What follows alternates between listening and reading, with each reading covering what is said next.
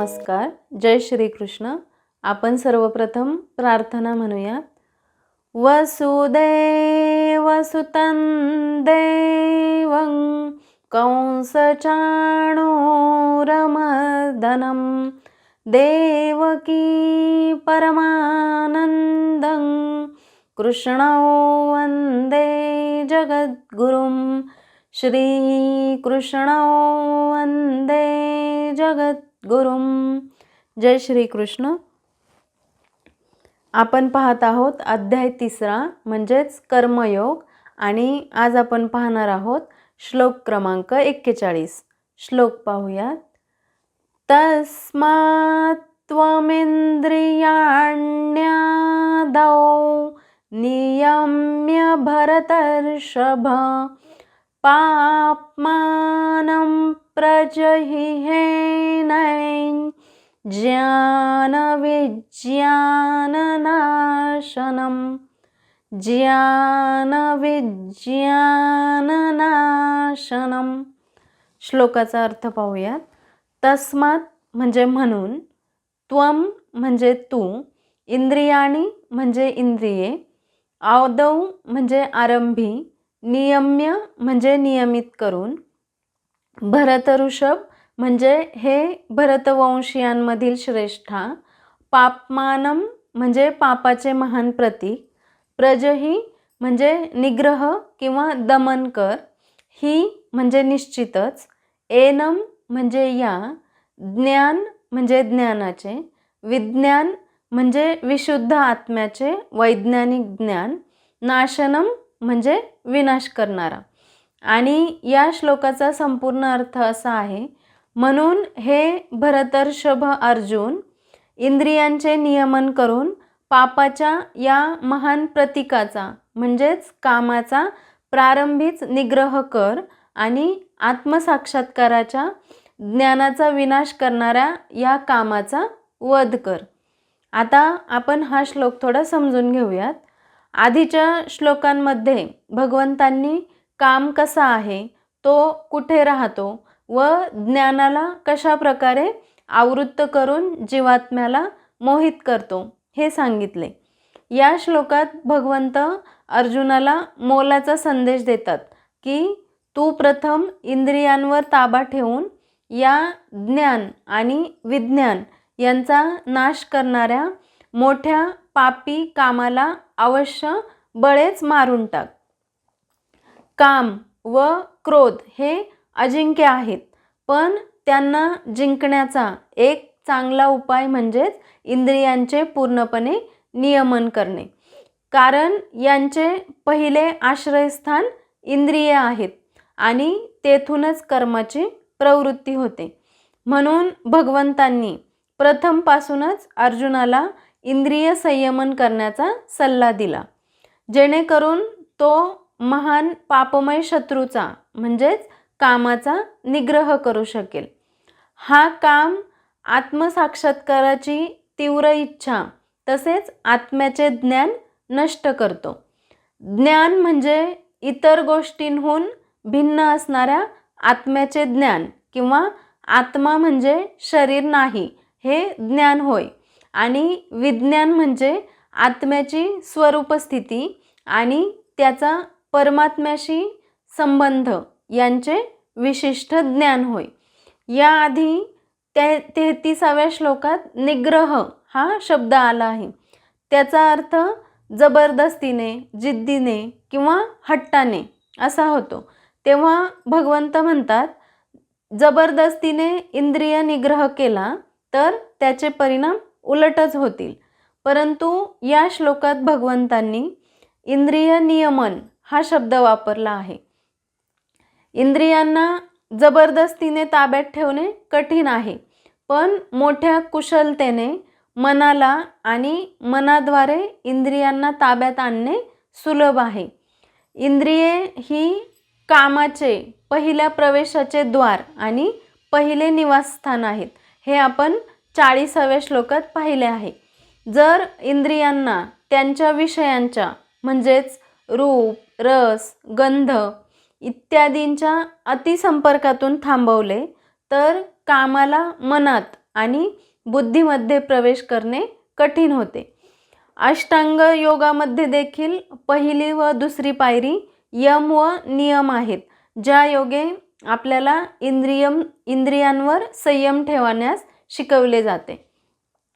मनुष्य कधीकधी भरकटतो, म्हणजेच वासना आणि क्रोधामुळे काय करायचे म्हणजेच ज्ञान हे विसरून जातो आणि कसे करायचे म्हणजेच विज्ञान याची योग्य पद्धत देखील गमावतो. यामुळेच साधक किंवा कर्मयोगी आपल्या मार्गापासून विचलित होतो. म्हणून त्याला पुन्हा मार्गावर आणण्यासाठी हा उपदेश आहे. इंद्रियांना अनुशासन लावण्यासाठी भगवान अत्यंत आग्रही आहेत. सामान्य मनुष्याला आयुष्यात प्रगती करायची असेल तर जीवन अनुशासित व नियमित राखणे आवश्यक आहे. परंतु त्यात इंद्रियांमुळे अडथळा येतो. तासनतास TV किंवा मोबाईल बघणे, दिवसभर झोपा काढणे हे सर्व चुकीच्या मार्गावर घेऊन जातात. इंद्रियांची व त्यांच्या विषयांची शक्ती ओळखणे गरजेचे आहे, कारण अंतरात्म्याचे युद्ध इंद्रिये आणि त्यांच्या विषयांसोबतच आहे. युद्धात शत्रूच्या शक्तीचा अंदाज घेणे फार गरजेचे असते. हेच भगवंत इथे सांगत आहेत, कारण काम हा सर्वात मोठा शत्रू आहे आणि त्याचे बळही तितकेच मोठे आहे. ते सहजासहजी ज्ञानाला जुमानत नाही. मोठ्या मोठ्या ज्ञानींच्या ज्ञानाला आवृत्त करते व त्यांचेही अधपतन घडवते. म्हणून भगवंत इंद्रिय नियमन करण्याचा आग्रह करतात. अशा वेळी इंद्रिये मानत नाहीत तरी पण युक्तीने त्यांना ते द्यावे असे भगवंत म्हणतात.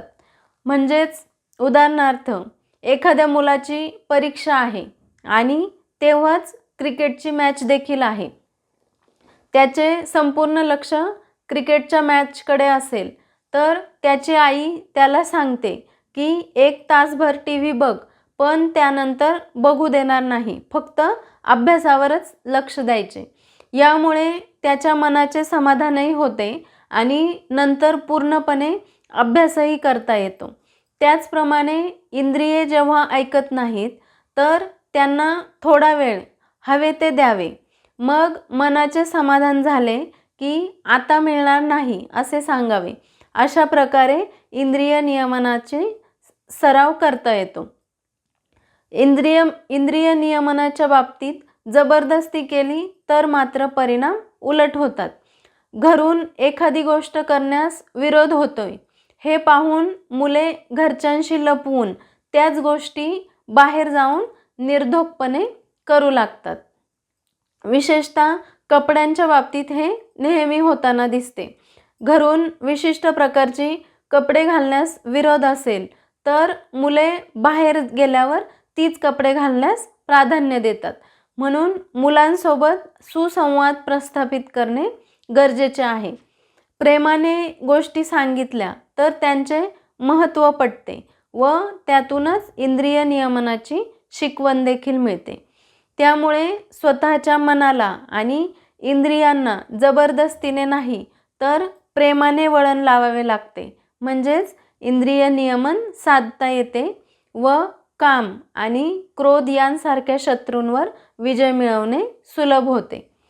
थोडक्यात या श्लोकाचा सारांश असा आहे, म्हणूनच भगवंत अर्जुनाला म्हणतात, तू सुरुवातीलाच इंद्रियांना नियंत्रित कर आणि या पापस्वरूप शत्रूला म्हणजेच कामाग्नीला नष्ट कर.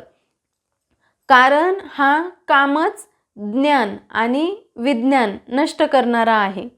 थोडक्यात या श्लोकात भगवंतांनी शत्रूवर विजय मिळवण्याची प्रत्यक्ष पद्धत आणि प्राथमिक कृती सांगितली आहे. आधुनिक जीवनातील या श्लोकाचे महत्त्व पाहिले तर हा श्लोक स्वयंसुधारणा, स्वयंशिस्त आणि उत्पादकता या तत्त्वज्ञानाचा पाया आहे. आजच्या युगात आपली इंद्रिये, विशेषतः डोळे आणि कान, मोबाईल, इंटरनेट आणि बाह्य माध्यमांद्वारे सतत बाह्य विषयांच्या संपर्कात असतात, ज्यात मुख्यतः जाहिराती, मनोरंजन, अनावश्यक माहिती यांचा सतत भडीमार होत असतो. हा अतिसंपर्क कामाला जन्म देतो. म्हणून डिजिटल डिटॉक्स हा वासनेवर नियंत्रण करण्याचा उपाय आहे. यासाठी प्रथम इंद्रियांचे नियमन करणे आवश्यक आहे, ज्यामुळे मानसिक शांती लाभते. तर या इंद्रियांचे नियमन कसे करायचे?